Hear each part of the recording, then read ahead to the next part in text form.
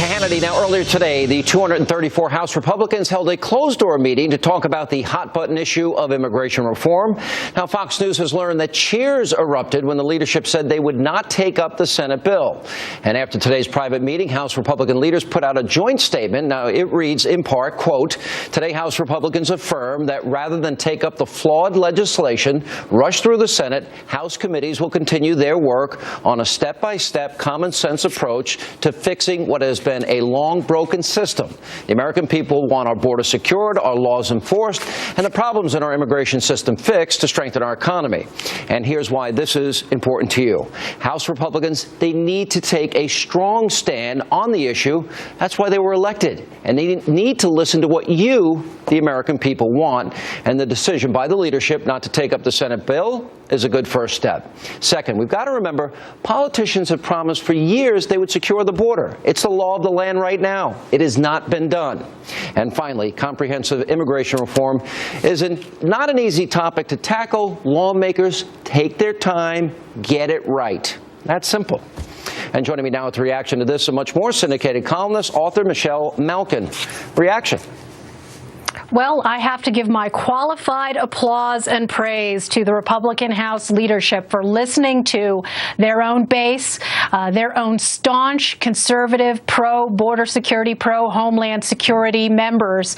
But I think that now it's time for the American people to launch what I call Operation Hold the Line and Stiffen the Spine, because I think we've gone through this enough times on Capitol Hill to know that there is a penchant to go wobbly when there are forces on both the big business right and on the grievance-mongering left, the open borders lobby left, and when those alliances conspire to weaken the will of those House Republican leaders, we really need to raise our voices even more and make sure that this process is deliberative and transparent, and that anything that comes out of it is rooted in the Constitution and the rule of law. All right. Congressman Hulskamp said the only consensus was on border security first. John Boehner, he did in conference say any bill that comes out of the Senate conference, the Hastert rule applies, meaning a majority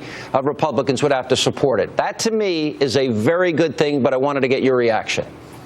Well, once again, I do have to have a corrective here, and I think that in Washington, if people are really serious about making sure that our sovereignty is protected and that self-preservation and the mission, ongoing eternal mission of the federal government to provide for the common defense, we have to get rid of this platitude of border security first. As I have said many times, it is border security, period. Border security is not some bargaining chip or some box that you just check off and say, okay, it's done now, and now let's have, it's not conditional on anything, okay? It's not a means to the end. It is the end. It is the basic core function of government.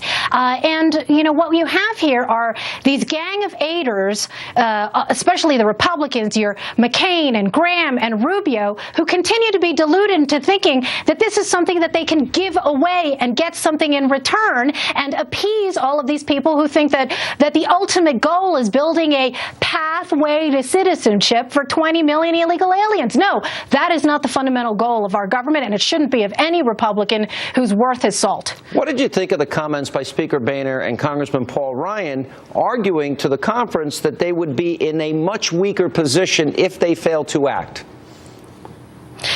You know what? They really just need to enforce the laws that are already on the book and resist mightily this pressure to basically Obamacare-ize immigration policy. So the statement that they put out, I think, is very reassuring, but I've heard enough from people behind the scenes, House Republicans on the Hill, who have been staunchly for ensuring that we abide by the Constitution and that we make sure that we are doing right by the people who follow the law and are doing it the right way. Any kind of quote-unquote immigration reform has to recognize that the the goal is immigration control, that it is up to our country to decide and to do it in a deliberate way who gets in, who stays out, and to make sure that people who don't belong here are kept out. If you look at every door into this country, the front door, the back door, the revolving door, they're all busted. And so we don't say, well, you know, we can fix all of this, just wait a couple of years, we've got this grand scheme now, and just trust us. No, no, no, no. I think the default has to be distrust, because we can't even do the basic things. For example, and I think this is hopefully what the House Republican leadership understands now, in their statement, they said that we need a step-by-step common sense approach. Start with one thing and prove you can do it. The entry-exit system, which they had promised and passed into law 6 times over the last 17 years and have yet to produce. No, do one thing. Prove it. The border by law now should be secure. All right, you said border security, period. And, yes. And we have the right as a country to sovereign borders. All right, assuming, and that's a big assumption here, we're talking about politicians, assuming they get the job done. What about the people that are in this country illegally? What would Michelle Malkin do?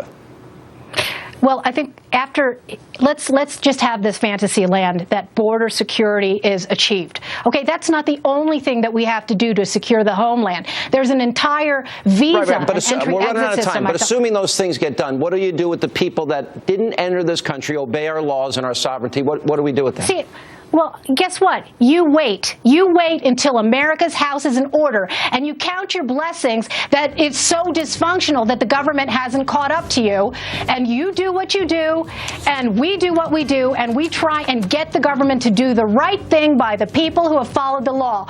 There are millions of people waiting and who have applied. There are 600,000 people who have been ordered deported who have yet to be deported, and of course there are 11 million people out of work who should take priority over the 30 million people who are here illegally. All right, period. Michelle, great.